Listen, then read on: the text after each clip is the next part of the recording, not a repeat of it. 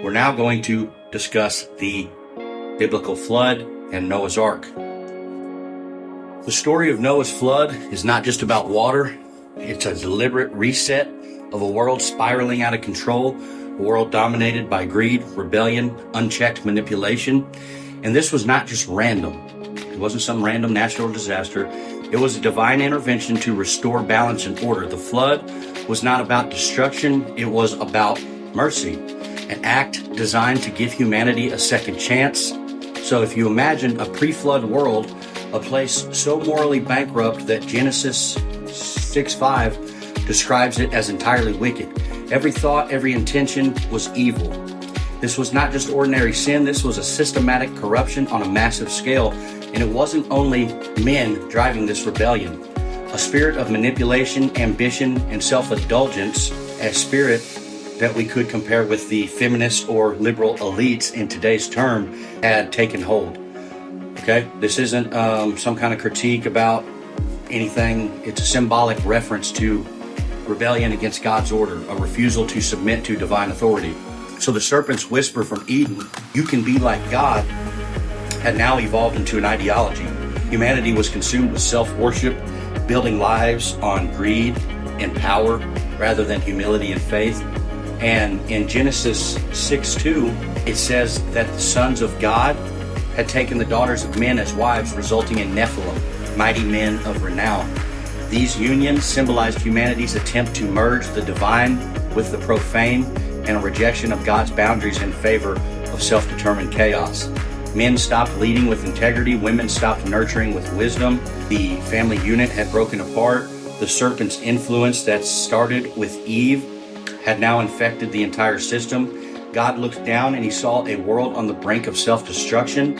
A creation that was meant for beauty and harmony was now consumed by greed, violence, and rebellion. And yet, there was one man who stood apart, and that man was Noah. Noah was not perfect, but he found favor with God because he still lived with integrity and obedience. And in a world where everyone else was consumed by chaos, Noah respected divine authority. So God gave Noah a task, and that task was to build an ark. This wasn't just a boat. This was a statement of faith. So you can imagine the ridicule that Noah must have faced, right? A rain? A flood? What are you talking about, old man?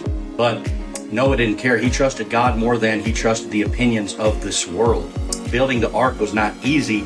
It took years of labor, of isolation, of mockery from everybody, but Noah persisted because he understood that leadership sometimes means that you will have to stand alone. Noah's family followed him.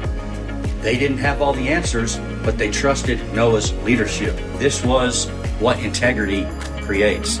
It creates a foundation for others to follow, even in the midst of uncertainty.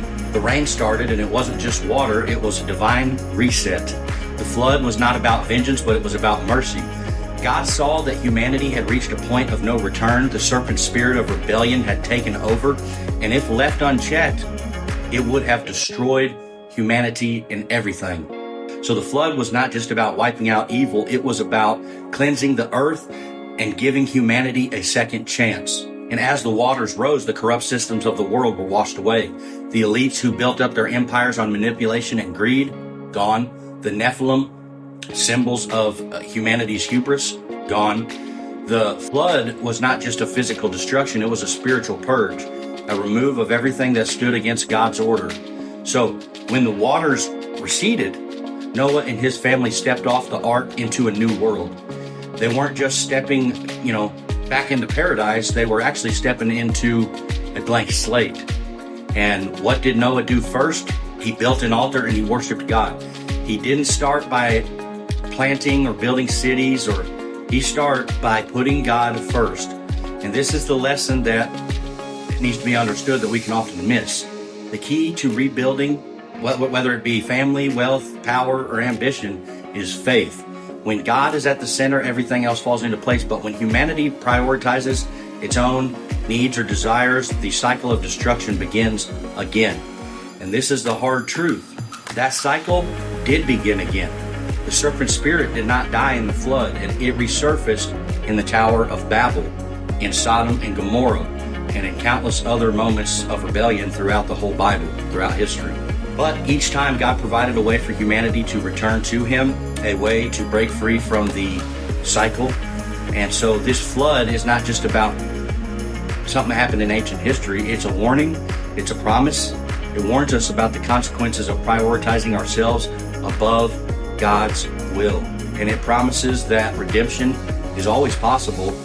And if you look at the world today, you can tell a lot of bad things: broken families, corrupt leaderships, culture obsessed with power and materialism.